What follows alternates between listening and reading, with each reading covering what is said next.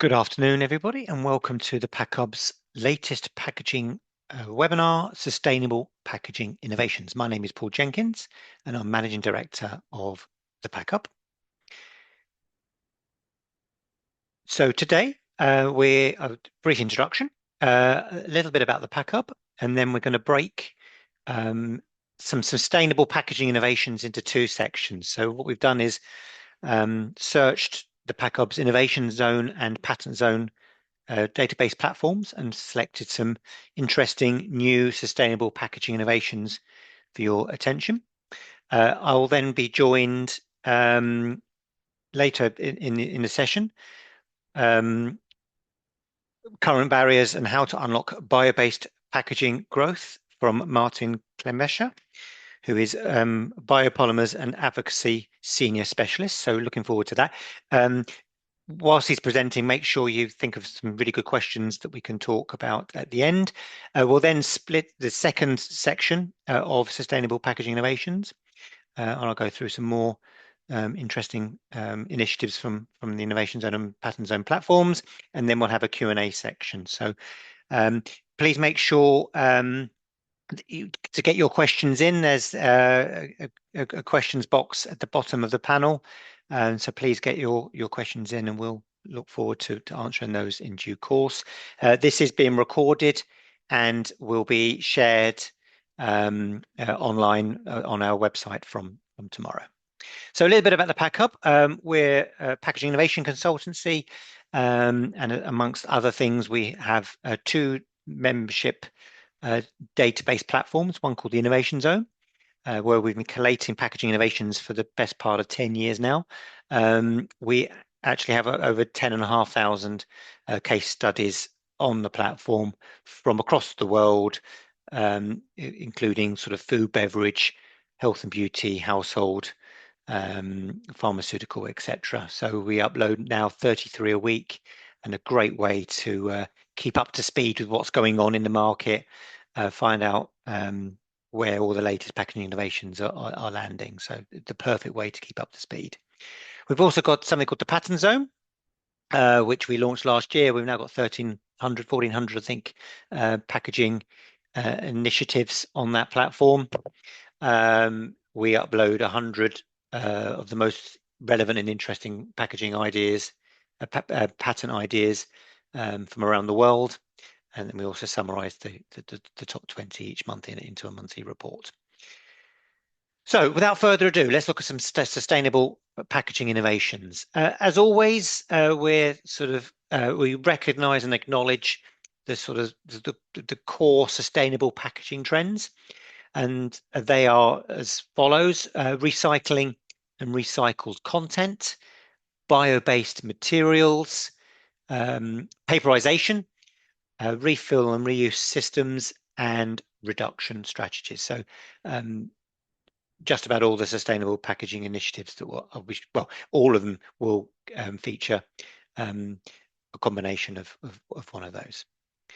So first up, we have Carlsberg Britvic, recently merged business, and they've collaborated with packaging supplier DS Smith to introduce a redesigned fiber-based bag-in-box format intended to improve logistics efficiency and reduce carbon emissions. The new OTOR8 design incorporates an 8-sided structure that enhances strength and stability while enabling more efficient stacking.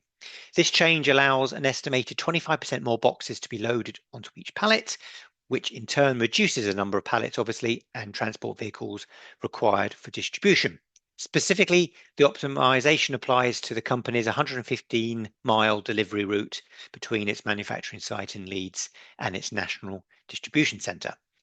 The companies claim that these changes will collectively lower annual transport-related emissions by more than 50 tonnes of CO2. They don't mention about any reductions in CO2 for the actual pack format change, but they focus on the transport-related emissions difference. The revised design also supports operational benefits, including improved warehouse storage efficiency, better product stability due to the vertical structure, and a reduced risk of leakage. So an example of sort of the paperization trend in action, very useful. Do not drop at the top of the packaging. Next up is another brand familiar to us all, Nestle, and this is a trend we're seeing across a number of different confectionery and chocolate products. Again, a paperization initiative. Nestle have introduced paper-based overwraps for 4 multi-pack formats of its flagship Kit Kat milk chocolate product across Europe, replacing plastic outer packaging. The change is part of the company's wider strategy to transition away from plastic towards more recyclable fiber-based alternatives.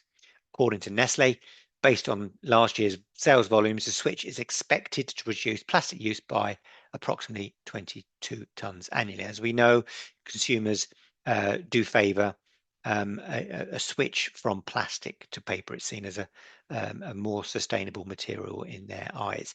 The updated packaging will still retains the individual product wrappers in their existing material format. So this is an outer wrap change. And the new overwrap is designed to be recyclable in standard paper waste streams, aligning with obviously all the increasing regulatory and consumer demands for recyclable materials and reduced plastic use.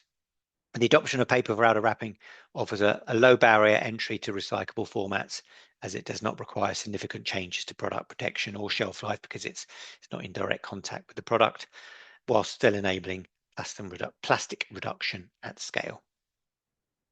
Next up is quite different from the LIPA Group in collaboration with OBI Group and Leopold, and they've developed a plant transport carton made from a fiber blend that includes 10% perludiculture biomass. I knew I wouldn't say that correctly. Plants grown on re-wetted peatlands combined with recycled paper and cardboard.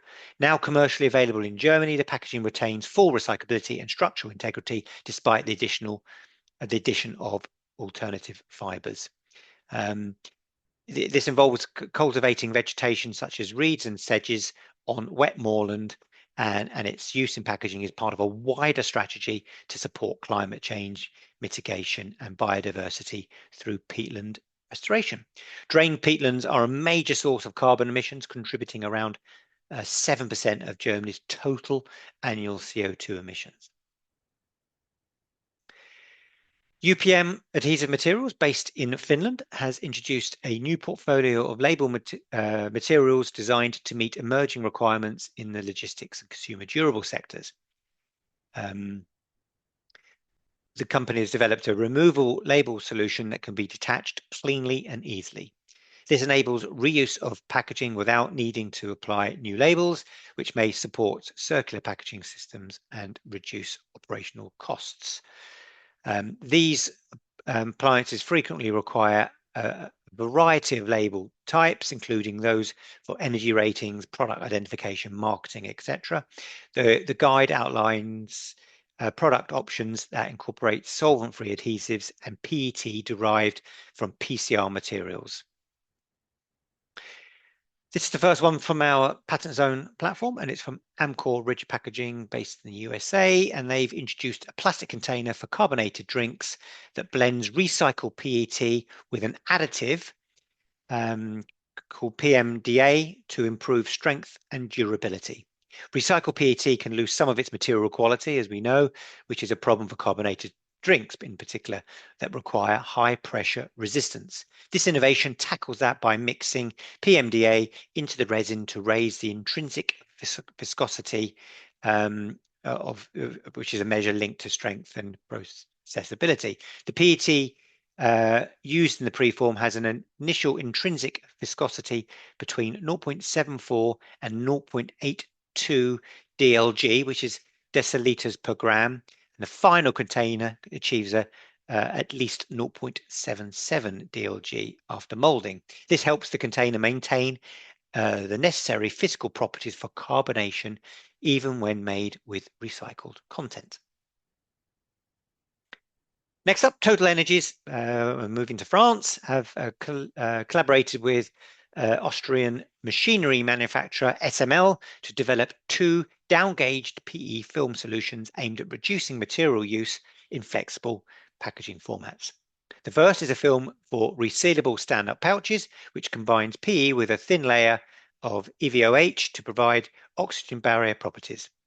This film reportedly achieves over 30% material reduction compared to traditional PE and PET structures without compromising performance. It can be used with or without lamination and is designed to be recyclable within existing streams, particularly when used as a mono material. Next, we move to Turkey, and researchers at Izmir University of Economics have developed a biodegradable packaging material made from orange peel aimed at reducing the environmental impact of plastic used in food packaging. Now, we at the Innovation Zone, we report on an awful lot of alternative materials, and orange peel being another good example. We're not seeing sort of mass scale as yet, but it's important to understand the developments that could actually lead to something more substantial in due course. So the material is produced by drying orange peel and combining it with other biodegradable components to form a rigid foam-like structure that is resistant to damage from impact. Inspired by the natural protection function of fruit skins, the packaging is intended for use with fresh produce, meat, and fish, offering durability whilst also being fully compostable. It is designed to break down naturally in the environment, similar to how organic matter decomposes, in fact, and contains no petroleum-based substances. The material has been shown to extend the shelf life for sensitive foods, such as strawberries, increasing storage time from around 4 days to 8. So that is a significant potential benefit. According to the research team, the process can be applied to other fruit peels, such as apples, due to the similar presence of cellulose and starch in their structures. And as I say, we have tracked a lot of examples on the Innovation Zone, but none have really yet made a mark on the market. Next up, we move to Ireland. So this is Lear Chocolates, and they've developed a fully recyclable paper packaging for Bailey's and Guinness branded chocolate truffle products. Now, this is another trend that we've seen in the confectionery and chocolate market of moving from plastic to paper wrappers. The new packaging replaces traditional plastic twist wraps with paper alternatives, aligning with the company's broader sustainability strategy. The shift is projected to eliminate approximately 66 million plastic wrappers annually. The paper twist wraps are designed to be recyclable through standard household waste streams, offering potentially lower impact end-of-life solution compared to conventional flexible plastic packaging, which is often difficult to recycle. Last up, before we hear from Martin, is another initiative from our patent zone platform, and this is from Pack Holding, based in Switzerland, and they've created a packaging solution made from two different layers that can be peeled apart after use to support better recycling. One layer provides the main structure of the pack, while the other offers functional benefits such as a barrier to moisture or oxygen. These layers are bonded together using a peelable interface that is strong enough to keep the pack intact during use, but designed so the layers can be separated by hand or machine after disposal. Once separated, each material can be sent to its own recycling stream, avoiding the problem of mixed material packs that are often not recyclable. This recyclable packaging innovation directly addresses consumer demand and regulatory pressure for more sustainable solutions by enabling easy separation of paper and plastic layers after use. Thanks to built-in peelable and sealing strips, it allows multi-material packaging, like tubes or bottles, to be recycled in existing waste streams. This makes it a powerful value proposition for brands seeking to reduce their environmental impact.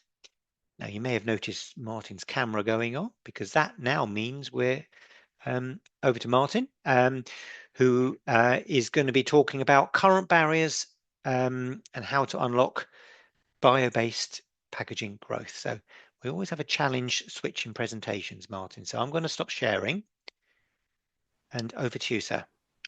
Sounds Welcome, excellent. Yes, thank you very much, and warm welcome from my side also to those watching us. Over 80 people Very nice. I'll share my screen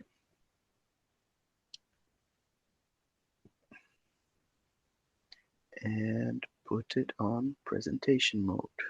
I hope. Perfect. Well done. Okay, brilliant. So yes, the idea today is since we're celebrating now 15 years of the launch of our I'm Grain bio-based polyethylene in the market, uh, I'll share a little bit of our journey, some of the challenges we face, and what we think can be helpful to unlock growth, as the title suggests. Um, so yes, we launched this family of products back in 2010 at K-Show, the biggest plastics show in the world. And we already started off big with 200 KT per year, which is really, yeah, industrial scale. And as you can imagine, to approve such an investment of over $200 million, we needed to have take or pay contracts with our customers, and we had lots of brands on board. But yeah, even though we had all that, it didn't go as quick as we would imagine to fill up our capacity. So actually, in 2018, we launched EVA, which is a resin which is used for shoe soles, for example, an elastic polymer. Um, we then, yes, reached our capacity, so expanded to increase it in over 30% to 275 KT per year back in 2023 already. We launched some JVs to try to grow faster with, let's say, lower risk by having partners, like in the case of Sustainia Bioglycols for BioMEG, which is a monomer to make PET.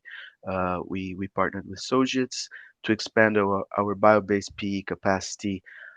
We have now Braskem Siam, which is a joint venture with SCG Chemicals in Thailand, where we intend to grow also significantly and have a footprint in Asia. Um, and now we're in 2025 with with a goal to reach 1 million tons capacity in 2030, meaning that we need to grow three times what we have today, at three to four times actually, at one third of the time in 5 years. So what we so showing a little bit what we did back in 2010 was we had the existing facility where we have naphtha cracking and traditional petrochemical production, where ethylene is one of the outputs of the cracker. It has a polymerization unit where you make polyethylene, which is the most widely used plastic to make packaging, which is a recyclable material. So what we did was to invest in a unit that dehydrates ethanol, and this dehydration of ethanol, which is a biofuel used in Brazil for over 50 years, um, you obtain ethylene, which is the monomer to make bio-based polyethylene. So it's the exact same product. The only difference is that by doing a C14 analysis or carbon dating, you are able to identify that the material is bio-based and not petroleum-based. But from there on, the process of converting it into packaging is exactly the same, and the recycling is done together with a petrochemical P, with no challenge or issue whatsoever, if the packaging is, of course, recyclable, like in the case of the monomaterials example shown before. Um, we have over 40 grades, as mentioned. The material can be injection molded, blow molded, extruded into fibers or films. We have the three families of PE, LDPE, HDPE, and linear low density polyethylene. We have the EVA, which is more used in durable products, like, for example, shoe soles, but also yoga mats and things like that. And even a small family of waxes that have more industrial uses that can be used for master batches, actually cosmetics as well, hot melts, and coatings. Um, the most outstanding, let's say, feature of this kind of product is that from cradle to factory gate, it has a negative carbon footprint. That means that when you replace fossil plastic with our bio-based alternative, you avoid the emission of 5 tons of CO2 per ton of plastic. As it's a drop-in, meaning that once you replace the polymer, everything downstream is the same. The benefit is given at the minute you do this replacement, right? So the packaging weight will be the same, the properties will be the same, and the end of life option, be it recycling, incineration, or landfilling, will be also the same. Uh, the obvious benefit of switching to bio-based plastics is that it reduces GHG emissions. I have to mention that the negative carbon footprint is if you consider the biogenic carbon that is captured in the polymer. This is an LCA specificity, but you need to mention it since this is an important aspect. But apart from the GHG reductions, you have the fact that it's a renewable source, right? Petroleum, of course, is not. And it comes from let's say, a system, uh, um, an ecosystem which also produces renewable energy. So ethanol in Brazil is responsible for 16% of all the energy produced in the country. So it's not only renewable, but it's also producing renewable energy within the same system. Apart from that, it also helps, and there's this misconception that it competes with food, right? You're using a crop to make plastic. People say it's competing with food. That is a misconception. In fact, you by producing sugar, ethanol, materials, and energy all from one crop, you are helping to keep jobs outside the big cities where you have the biggest problems related to hunger and poverty. There's a lot more to explain this food versus material misconception, but for the sake of time, I'll have to continue. And also, you can have the responsible consumption if you have communication with the label, for example. If you have a transparent communication of the use of bio-based materials in your product, you can help foster responsible consumption. Of course, that when you use a crop to make plastics or anything, you have to take into consideration that food has priority. So you should not use a crop in a place where food production is limited. It's not the case of Brazil. We have plenty of space to expand still agriculture over degraded pasture land, for example. You have to have responsible sourcing in place to make sure there's no deforestation or biodiversity loss. In fact, we use bioethanol, which is a biofuel regulated in markets like Europe, Japan, California, where deforestation since 2008 is prohibited. So we can also assure that for our feedstock, that is also third party certified. Our responsible sourcing program also looks into social responsibility aspects, like making sure workers are using protective equipment, there's no child labor, and things like that.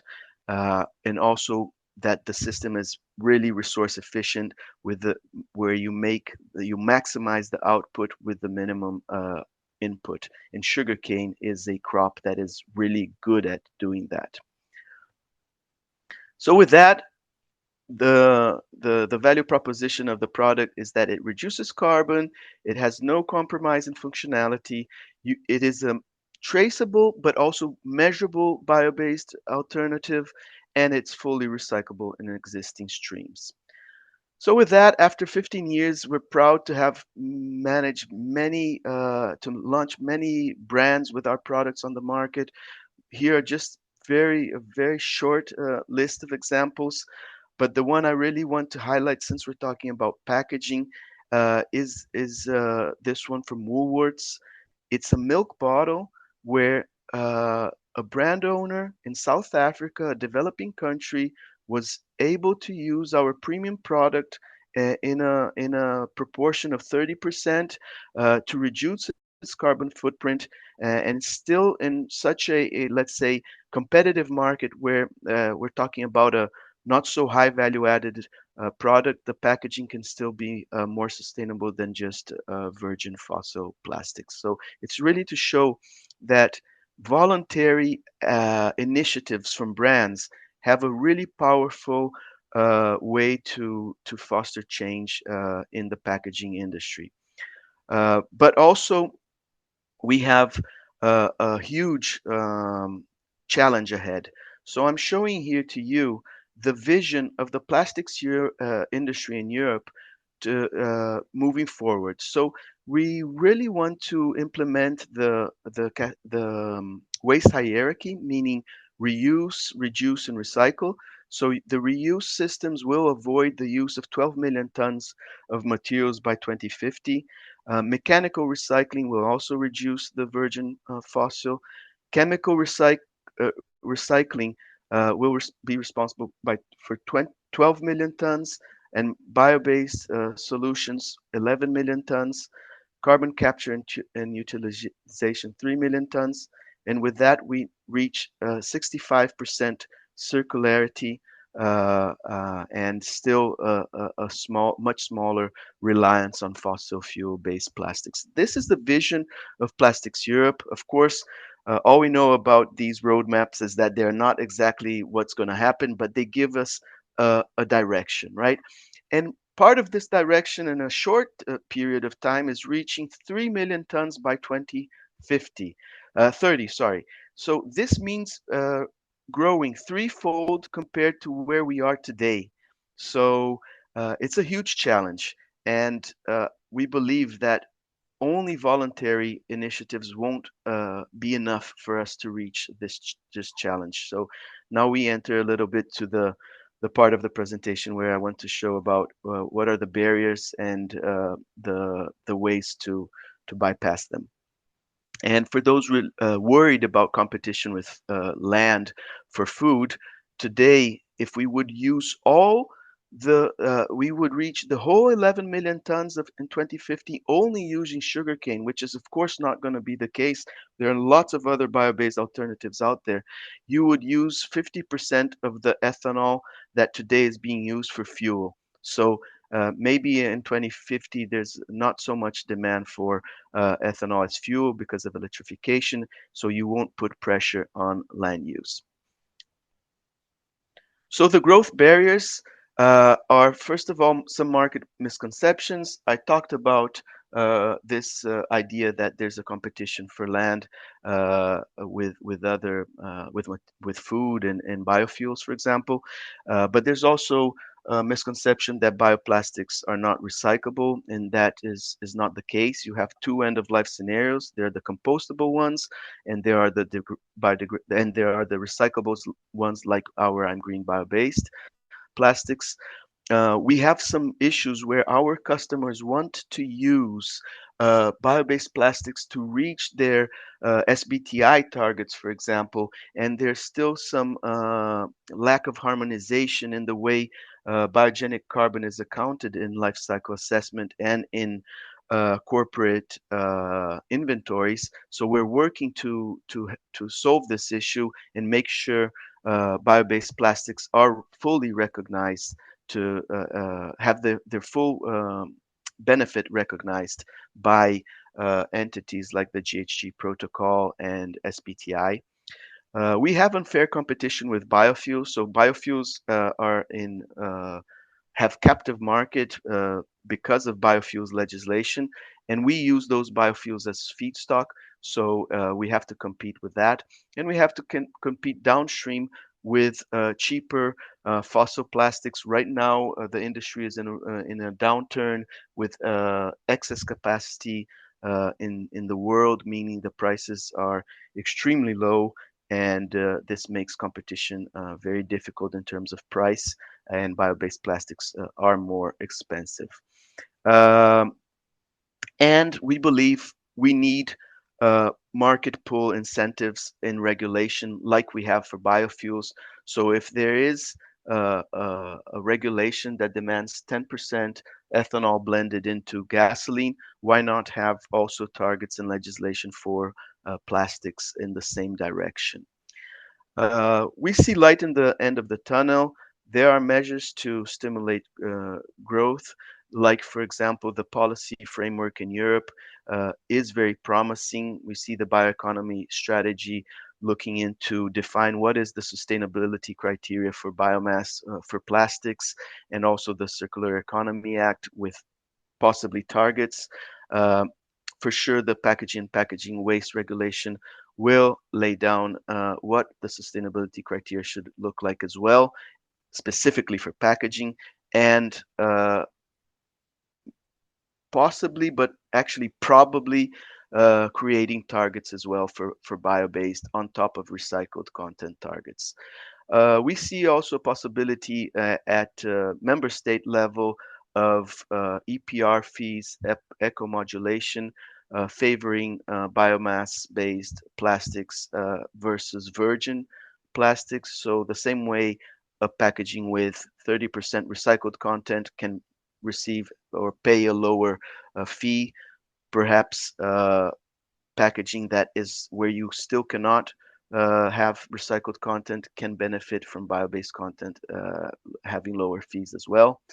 And as here suggested on the left side, the GHG protocol and ISO are working on harmonization of the life cycle assessment rules, where we hope also the biogenic carbon accounting issue will be tackled.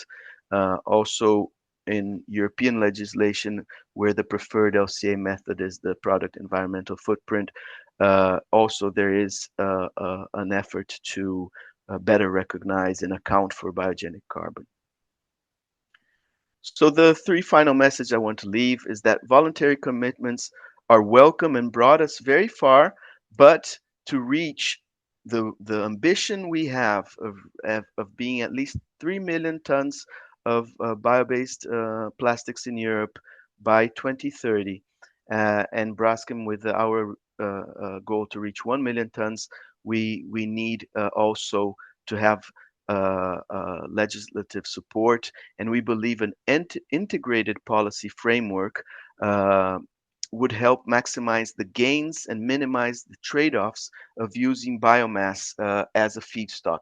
So, for example, today, if you think we are burning biomass for energy, maybe it is smarter to use the biomass to make materials, and then after reuse, recycling, recover that energy at the end of the life. And finally, fair and harmonized biogenic carbon accounting, uh, when this is enshrined in standards like the Science-Based Target Initiative, we will then see the growth potential unlocked. So with that, I leave the final message of our 15 years I'm Green Bio-based campaign, which is stop digging for solutions, grow them instead, choose plant-based plastics. Over back to you, Paul. Thanks very much.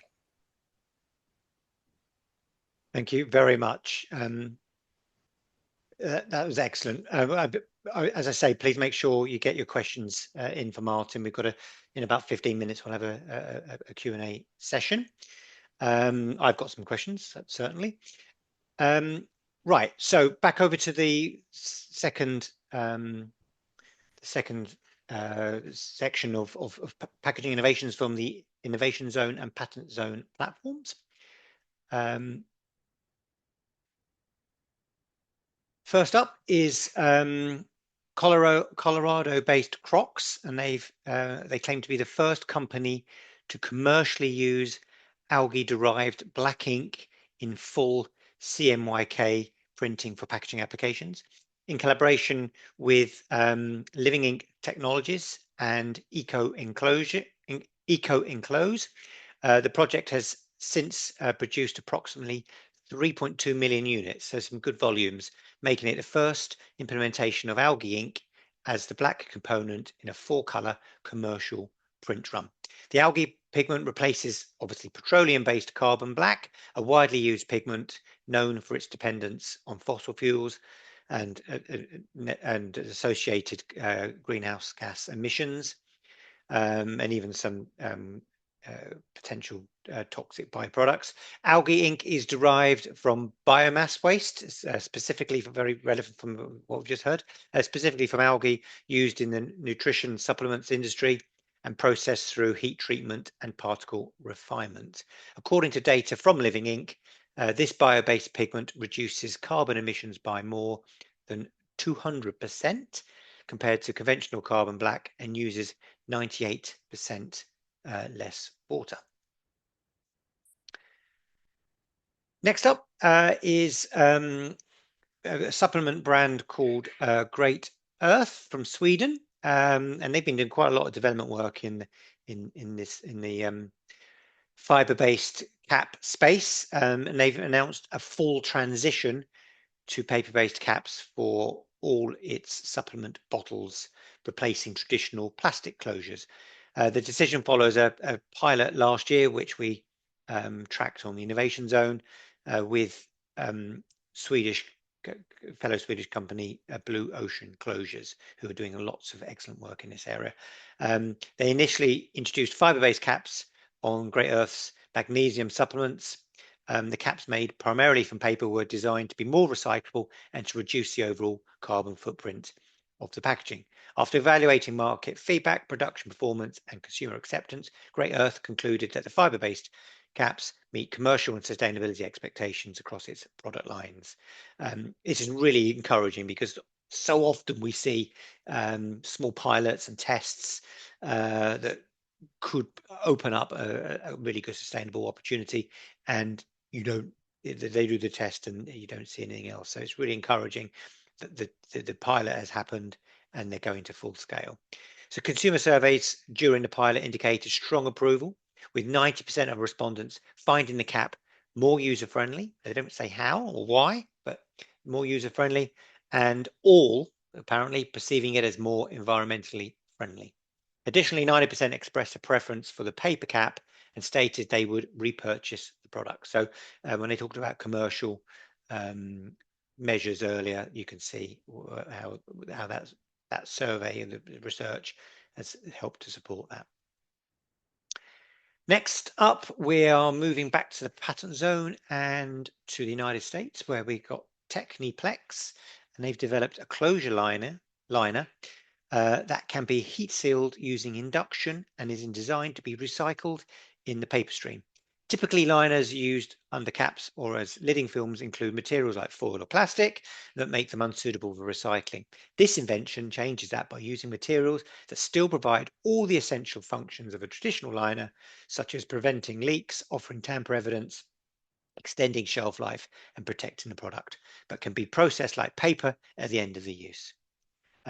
The induction heat sealable liner offers a solution by combining reliable seal performance with recyclability in standard paper streams. With over 85% paperboard content, it ensures high pulp recovery, while the ultra-thin foil preserves repulpability. Next, we move to France and back to the Innovation Zone, and we have a cosmetics brand called Guerlain, and they've incorporated a wooden closure system developed by Quadpack for its limited edition Habit Rouge Spirit fragrance. The closure, named Woodacity Hidden, replaces traditional plastic caps and is manufactured from ash wood sourced from sustainably managed forests. Produced at Quadpack's low emission facilities in Catalonia, the cap is free from fossil-based plastics and is held together using a biodegradable water-based adhesive. There's no information about carbon footprint reductions or greenhouse. Well, that's the same thing. Carbon footprint reductions or the actual environmental impact, but obviously a change like this, in the first instance, will be very favorably received by consumers. So there's a good marketing reason for doing this. It's part of the brand's broader strategy to increase the use of recycled or bio-based materials and reliance on plastics. But as I say, there's no no information about the numbers, the environmental impact. Back over to the patent zone, and we've got an individual patent applicant called De Jong from South Korea, and my apologies. And they've designed a bottle cap that makes opening and closing drinks easier, especially for older people, children, or anyone with limited grip strength. So this is offering inclusive design plus a sustainable angle. The cap includes a rotating lid that seals the bottle and a special attachment mechanism that doesn't rely on twisting. Instead of using a traditional seal ring, this cap uses a small handle and clip. The handle rotates and moves a clip into place, locking into a ridge on the bottle neck to keep the cap secure. When the handle is turned the other way, the clip releases, allowing the cap to come off with little effort. The design avoids the need for tamper-evident rings, which often end up as extra waste. It also makes the pack easier to recycle and reuse because the cap doesn't need to be broken to be opened. The main goal is to make the bottle use simpler while cutting down on unnecessary materials. Next up, we move to Portugal and a tissue paper manufacturer, Renova, and they've been testing, as many tissue paper manufacturers have over the years, the transition to sort of paper-based outer wrapping. It just makes sense from a paper product to deliver that in paper. So they've developed a solution for wrapping toilet paper and paper towels aimed to provide a plastic-free alternative to traditional film wrap. As I say, we're seeing a lot of this in the market. The initiative follows an earlier attempt by the company pre-COVID, so we're looking at 5 or 6 years ago, to switch to an opaque paper-based packaging. However, interestingly, that version did not meet consumer expectations, as consumers were reportedly piercing the packaging to view the product due to the lack of visibility. So quite interesting that consumers felt there was a need to see the contents inside, even though that should be pretty obvious. But that's how consumers were behaving. So they were damaging the product. So this led Renova to temporarily revert to plastic film. They took stock and they then trialed a transparent paper that seeks to address this issue by maintaining the visibility typically offered by plastic whilst avoiding fossil-based materials, plastic materials. The paper is partially printed and includes the visible labeling that informs consumers of its composition. So that's quite an interesting 2 or 3 iterations to get to the final solution.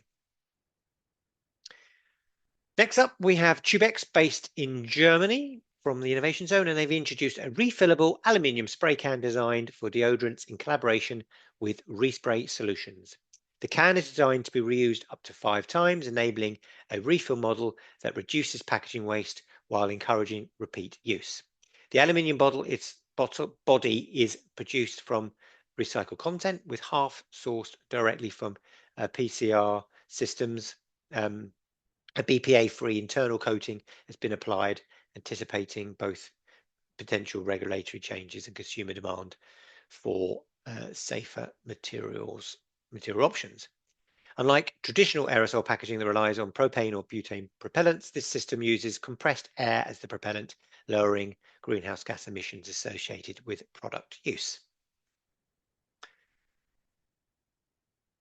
Next up, we have French startup Ruitech, based in Roubaix, and they've transitioned from printed QR codes to soft adhesive labels for identifying its texture-based reusable packaging. Previously, the company relied on printing QR codes for tracking and traceability, but these often degraded over time, disrupting logistic operations. The company rents reusable packaging such as pouches and boxes to e-commerce and industrial clients. To improve the durability and legibility of identifiers, it has adopted flexible adhesive labels manufactured by Innotech. These pre-printed labels feature unique QR codes that are applied to each packaging unit, enabling detailed tracking across various logistical applications. Last up before we go to the Q&A, so make sure you get your questions in, please. So um, I've included this as we're seeing a lot of reusable packaging in closed loop situations like sports stadiums and event venues, and this is no exception. So this is Arrowhead Stadium, home to the Kansas City Chiefs, and they have just recently implemented, literally last week, the 14th of September, a stadium-wide reusable cup system at all events. It just makes sense in a closed loop environment like this. The initiative is a collaboration between Kansas City Chiefs, Bold Reuse, and Levy and Aramac Sports and Entertainment, and is supported by a grant from Mid America Regional Council. The scheme eliminates the use of single-use beverage cups across all fan zones, clubs, and suites, replacing them with a closed loop system involving more than 42,000 reusable cups. These are distributed, collected after use, sanitized, and then reintroduced for future events. Souvenir cups will remain available, but all alcoholic beverages will now be served in the reusable vessels. Now we've got to clearly got to um, uh, uh, train and encourage consumers to behave in a slightly different way, but and obviously it also relies on high return rates for this to be economically viable and actually viable from a sustainability point of view. So fingers crossed that they can make this work. Big numbers, and there are a number of other venues around the world that are also implementing this kind of activity. So they were the innovations. I hope you found them interesting. As I say, this is being recorded and will be available for you to watch, and the link will be available from tomorrow. So what I'd now like to do is to stop sharing my screen and invite Martin back for some questions. So the first question, it's sort of always a challenge. I'll turn my camera on actually. In my mind, about where Braskem sits in terms of being associated with plastic, or whether it is a plastic or not. It looks like plastic, it behaves like plastic, it's bio-based.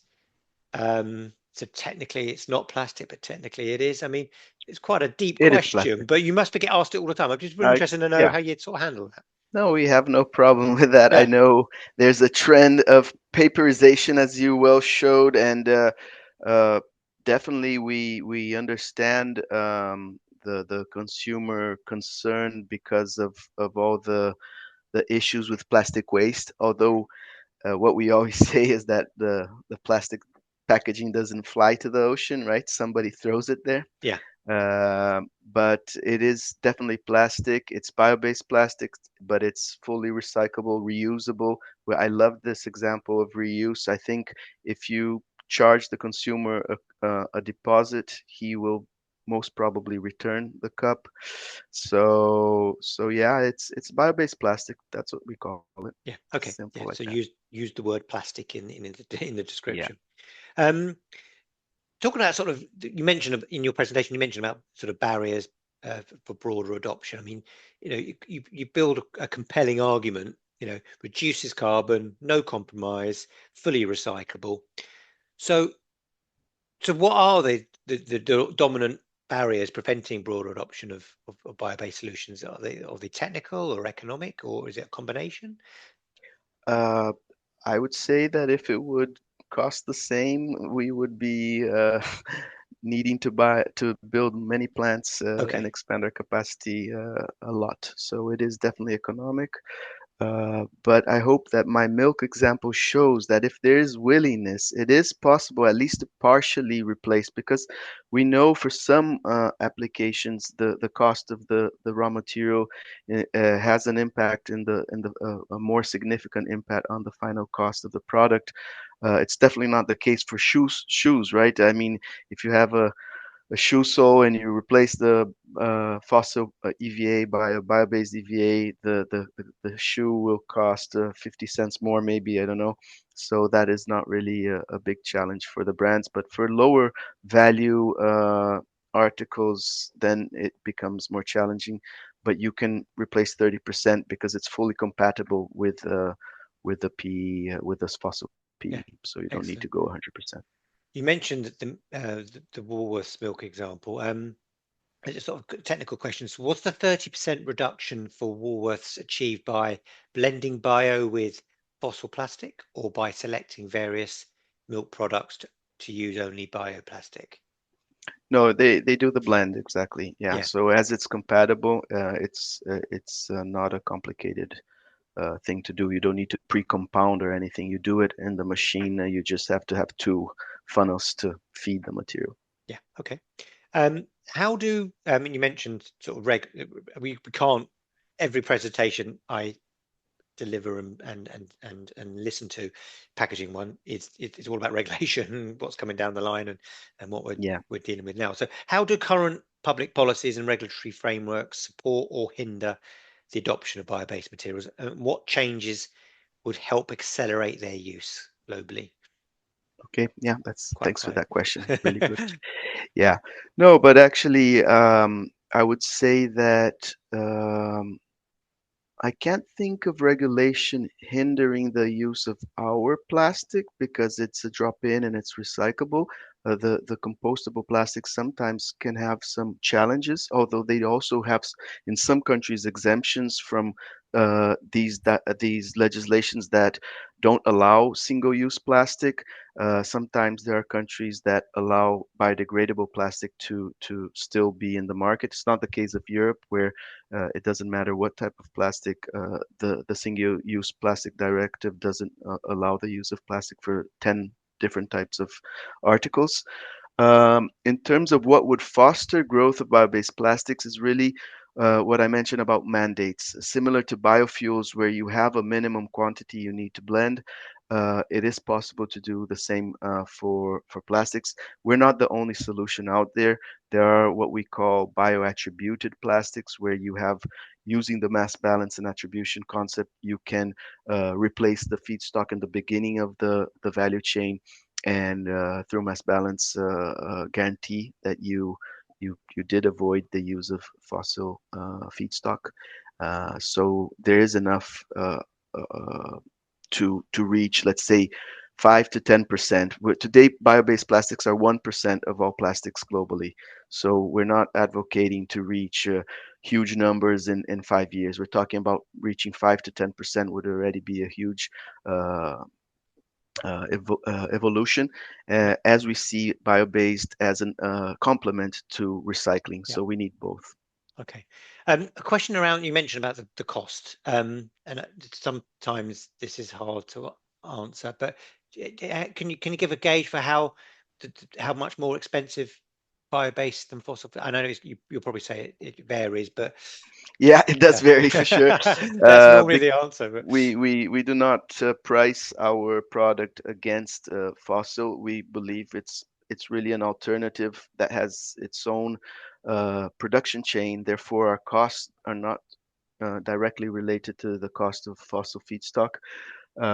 And it varies because the plastics, for example, today are really, the industry is in a downturn, so prices are very low.